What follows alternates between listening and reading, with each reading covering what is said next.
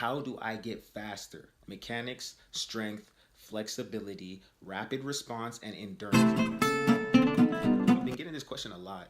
A lot of people have been DMing, emailing, writing in. How do I get faster? I call it the speed formula. Stride length times stride frequency. How much ground you cover per step multiplied by how quickly you take those steps, right? It's pretty simple. When you break it down that way, I know there's so much literature on it, videos, coaching tips, millions of things. There's a million different drills, a million different exercises, millions of things. It could get overwhelming. This is just to dumb it down, make it simple so that you can get out there, get to work. Stride length times stride frequency. All right, so how do we improve stride length? How do we improve stride frequency? I like to think that to get better at doing something, do it a lot. All right, so you're gonna have to run. There's no substitute for running. You have to get reps. I just came out of a 3-day mini camp and I've been playing football for 20 years. And guess what we do every day when we start practice?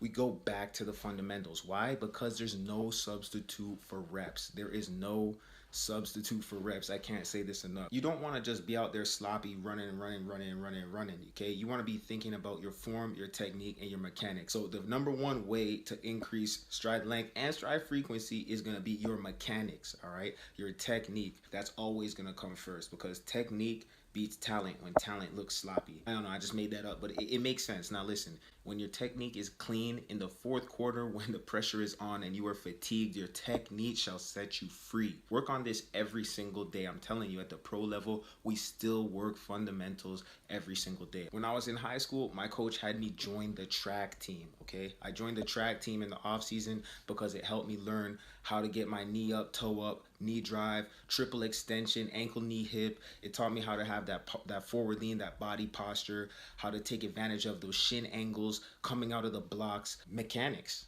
Mechanics is the first answer of how do you increase stride length and stride frequency. The second tip is to get in the weight room, all right? And not just get on the squat rack and just squat and do lunges, because those things are definitely going to help you.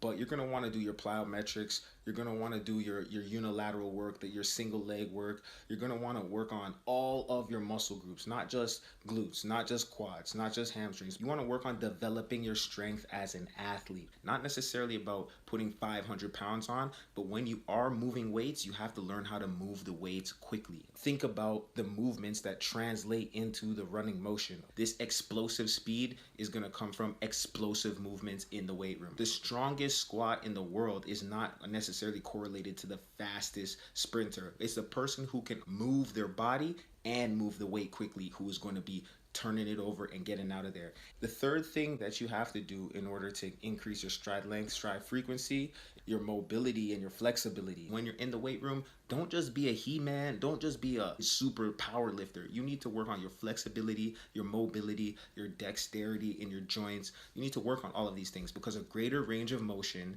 greater flexibility always translates to better speed and better power. If you're able to lift your knee up higher, when you slam that foot into the ground, you're going to be generating more force, and force is what's actually going to generate that speed for you. So already we have 3 ways that you can get your speed faster. We're going to work on the quickness, okay? We're going to work on our foot speed, ladders, some micro hurdle stuff, picking up and putting down our feet as fast as possible, rapid response drills, things like that, where we're really working on the quickness, the quick twitch, activating the quick twitch muscle fibers. You're trying to get your body to react. And the only way to do this is to build the neural connections in your mind, guys. I'm telling you, there's no substitute for reps. And then lastly, we got to get our endurance up. Running hills has been a secret to the success of my career. I've been playing football pro now for 6 years, 20 years since I was about 8 years old, all right?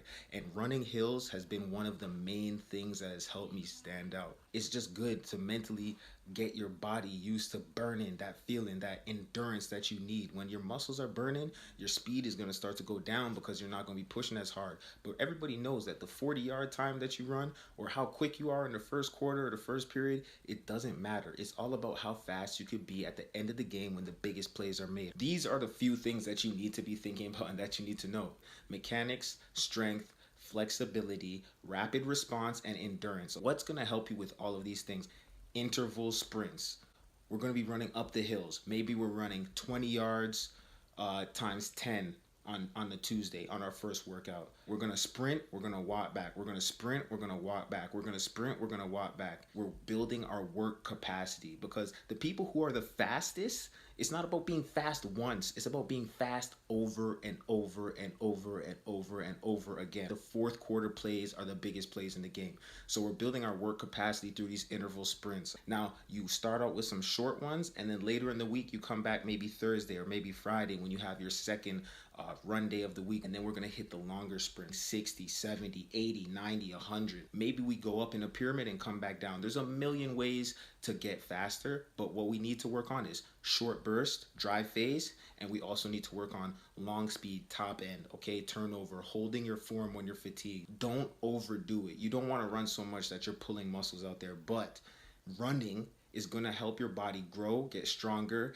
and become a lot faster, baby. Like I told you, there's no substitute for the reps. So get your reps in. And remember these 5 areas whenever you're training. We're trying to work on our technique and our mechanics. We're trying to work on our strength. We're trying to work on our flexibility and mobility. We're trying to work on our rapid response, and we're working on our endurance. These 5 things, put them together, I promise you, you'll be a lot faster next season. Get out there, get to work, and when everybody else is done, make sure you put in that overtime. Hey, Coach Courtney signing out. I'll see you guys next time.